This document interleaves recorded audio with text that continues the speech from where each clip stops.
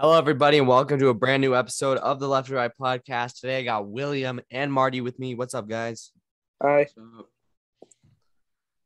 So first off, we would like to dedicate this episode to Congressman Don Young. He died on the 18th. He was the dean of the House. He literally served in Congress for 49 years, which is a hell of a long time. He dedicated a lot of his life to the public service. And for that, we honor his memory in the podcast. Don Young, actually. Is there anything you guys want to say about I'll say something. Don Young? There's no doubt in my mind, Don Young was always fighting for the people. He did not vote on party lines. He voted for what was best for the American people. So I always would respect that about Don Young. And I really do hope he's in a better place right now. Anything from you, Marty? I know he died, but I honestly don't really know who he was. But I know that he served for a very long time. I know that he was like the 5th representative of Alaska, which is a very long time. But it's very sad to see a representative go. That apparently, I mean, if he's been elected that long, he must have been doing his job right. Yes. And rest in peace, Don Young. All right, with that said, let's move on. So this week, Joe Biden announced that we will be giving Ukraine $1 billion to aid their military. What do you guys think about that? Good. Yeah, I definitely support that about Joe Biden. Joe Biden doing that, so that's great. All righty, Marty, what do you think? Remember when we couldn't secure $5 billion in fund to build the wall? But we're giving $1 billion to a foreign country, and I support Ukraine. I stand with Ukraine, whatever the trend is. But I also believe in somewhat of America first. But I do support giving Ukraine aid. I don't support sending troops over. The size of the aid, I'm not a huge fan on. I wish it was a bit less, but I'm glad that they're the ones that are going to get it. Yeah, that's kind of what I think. I feel like this is a lot of money, but it doesn't matter. I mean, we're helping out Ukraine. They need the help that they can get. They're doing really good right now. And, I think we should all respect that, how they're doing really good. And we wish them continued luck in the future. Next up, Donald Trump said that he was surprised that Putin invaded Ukraine. As you know, he's been basically saying throughout this entire process, if I were president, this wouldn't be happening. If I were president, this wouldn't be happening. What do you guys think about what Trump said? If 100% disagree. This would not happen under Trump. The only reason I don't think it might have not happened if Trump was being more beneficial to Russia than Biden is now. But if you're saying that Trump was a stronger president than Biden, this wouldn't have happened. That's completely not true. Trump was very weak to Russia under his term. So I definitely disagree with that statement. And Trump is not. I was surprised too that Russia invaded Ukraine. So the Trump statement, I kind of do agree with that part, if that makes sense. It was a lot to go off. All right. Marty, what do you think? So I don't like Trump and I don't like Biden, but whether or not this would have happened under Trump, no one knows for sure. You cannot say for sure. But what I do know is that Trump tried to withhold aid from Ukraine, kind of setting up to the point that we are at right now. I'm not blaming Trump and I'm not blaming Biden because everyone should be blaming Putin. It's Putin's fault. Yes. But so I don't really think anyone can really say for sure if it would have happened under him. When he said that he was surprised that they invaded, I don't think anyone was really surprised that they invaded. Like, it's been an ongoing issue on their border the past 6 months, 7 months now. I personally didn't think that they were going to invade, but I wasn't surprised when they did it. Yeah, I wasn't surprised either, but I feel like Trump would say something like this because, well, he was kind of he kind of had a little bit of close ties with Russia with his administration, and I think because of that, he was kind of close with Putin in a way. If you kind of get what I'm saying at. So I feel like he's saying, well, I didn't think he would do this, but I'm like surprised that it happened. I mean, I'm gonna say I wasn't surprised. The only reason that the only reason that I don't think that it may have not happened under Trump is that Trump has a tendency to be I don't know what the word is, act on impulse, kind of just like, act and then think, and kind of, his actions speak louder than his words. Yeah. But that's why I think Putin may be a little bit more hesitant to like move under Trump. But once again, you'll never know because you can't say for sure.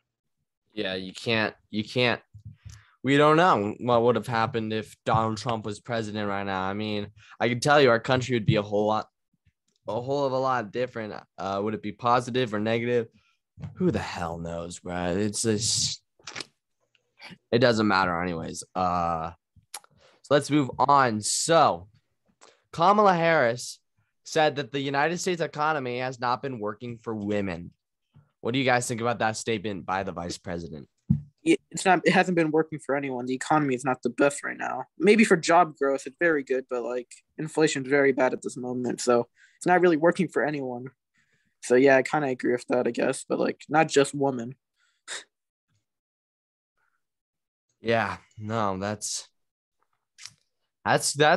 pretty smart right there. Marty, what do you think? Every time this woman says something, it makes me want to put a bullet through my brain. She is so stupid. Oh my gosh.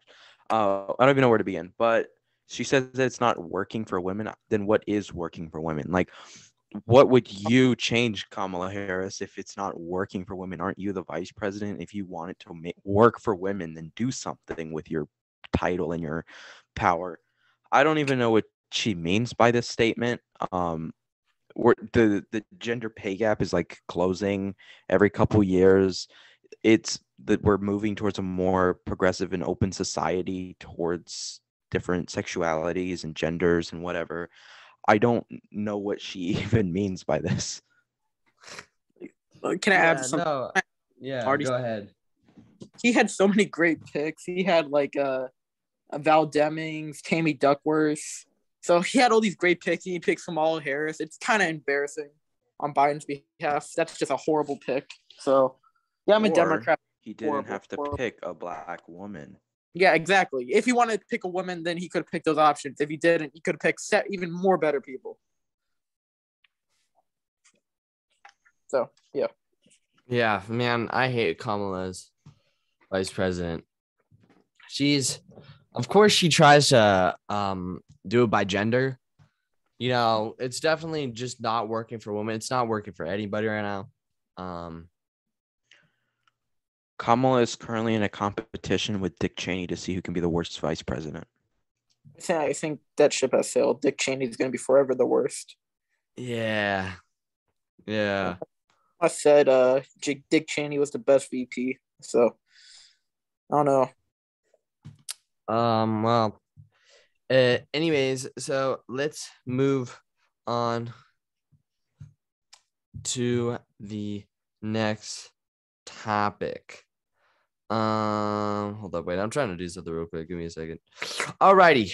So, Putin said that sanctions against Russia are worsening the lives of millions of Russians, and a Russian lawmaker, to add on top of that, demanded that the United States gives Alaska back to Russia because of the sanctions that are being imposed on them right now. What do you guys think about that? Who's that lawmaker? If you know his name. I have no clue, to be honest. I just saw the article and I started dying. Yeah, can we give that lawmaker to Russia? Is that an option?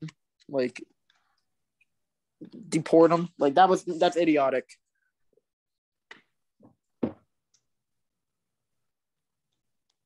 Yeah, no. Sanctions hurt the citizens more than it hurts the government. You can tell Putin's pockets are not hurting by these sanctions. The citizens are the ones suffering right now from the sanctions. But the sanctions are necessary. So yes, the statement that it is hurting the citizens is true. It's putting a lot of people in poverty, but that is the price that Russia's going to have to pay. With the statement regarding Alaska, we bought Alaska fair and square. You're trying to invade Ukraine because you lost that piece of land. You're salty about that, so then you invade them. I'd like to see Putin try and invade Alaska and try and take back all the oil. Ugh, such idiots. Yes, such idiots. Yeah, no, I think it's funny. I think we should definitely give Alaska back, with all the natural resources in Alaska. I think it would be very not beneficial for us. Why would Well, we do that? If What? we give up Sarah Palin, it's actually kind of beneficial. Bro, you know what I was hearing? I heard this rumor that Sarah Palin might run for Congress now because of the death of Don Young. I don't think, like Congress, like a Senate seat or a representative. She's gonna be primary Congress seat, the Congress seat that Don Young was in. Oh shit. Don Young. Don Young is so much better than Sarah Palin. I love Don Young, man. Oh yeah, that's embarrassing. But I'm not saying that she is running. I'm just saying I heard like she's being looked at to run. Which is a lot. It's embarrassing to be an Alaskan if they primary her or even vote for her in. Because I highly doubt the Democrats going to win in that case. That's horrible news. Alrighty. So let's move on to the next topic. So Volodymyr Zelenskyy had an address to Congress, and in this address, he basically asked Joe Biden to impose a no-fly zone in Ukraine, and a ton of people have been saying this will lead to World War III. What do you guys think about this request by Zelenskyy? I don't know if it's a big threat, then probably it's going to be a dumb idea. But like, I don't know if that would lead to World War III. I really don't, so I can't really comment on that. A no-fly zone is an act of war. So if the United States puts a no-fly zone for Russia, that's equivalent of declaring war on Russia. Yeah, it would most definitely lead to World War III. Yeah, no, that's what I'm saying. But besides that, I think his address to Congress was pretty good. I mean, it's nothing. It wasn't. I think. I hate to say this, but the politics I don't like the politics around it. I like how he's out there going to hospitals, visiting these people, giving them awards and things. Like, I like that about him. This whole, like, I want Joe Biden to do this, this, and this. I don't really like that about him. Like, it's just like, this sometimes you got to, like, not be as dependent on other countries. And I hate to say that, but I mean, it's kind of true. To counter that, though, like, I mean, he's in a country, little resources, going up against the superpower, one of the superpowers of the world. Odds not looking in his favor. He's trying to find help, and we can't help him in this case because that's gonna get us in trouble. I respect the guy and all. He's a president that I would want in America, minus a few of his beliefs that I don't agree with. He's a good leader. He's the leader that the Ukraine needs during this time. But we just simply can't declare war on Russia to go help this little country. Yeah, I completely agree.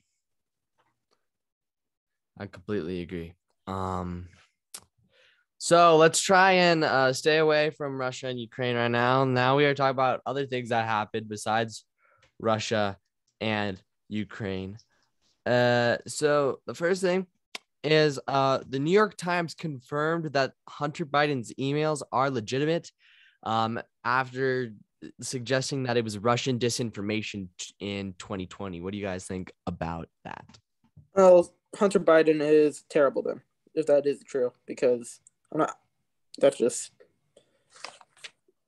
yeah, I I was going to assume it was true. I don't understand why the Republicans would attack Joe Biden's son. But yeah, I did assume it was true. And if it is true, then he should be arrested, honestly. So yeah, I'm just gonna stay simple with that. All right, Marty, what do you think? I don't know much about this whole investigation. What's the deal with Hunter Biden? Because honestly, I don't really know what he's done or what he's done. I know he did crack. I guess I know that's the joke. So what was on his laptop? You want me to let me find the article real quick. Give me a quick second. So basically, because Rudy Giuliani said that he had naughty pictures of children on his laptop, but I don't know if that's true because that's Rudy Giuliani. Like the thing is,